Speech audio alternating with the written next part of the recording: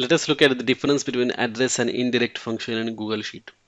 With address function, what happens is that you get the text representation of the cell address.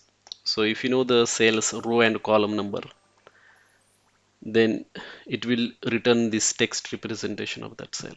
So for example, if I put address 133, 3, so here 133 is basically row number and 3 is the column.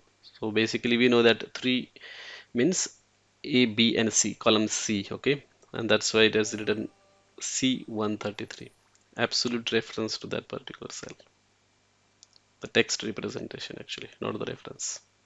The next function, indirect function, is basically takes the text representation of the cell and return its value. For example, if I put indirect A83, so basically it is gonna go to this A83 cell, A83 basically this cell, and then it will return the value at that. So the value at that is offset address indirect, this thing.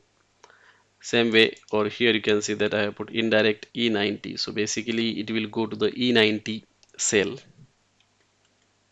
which is this cell, and it will get that data. Okay, so it is put E90 data. So that's the main difference between address and indirect. Thanks for watching.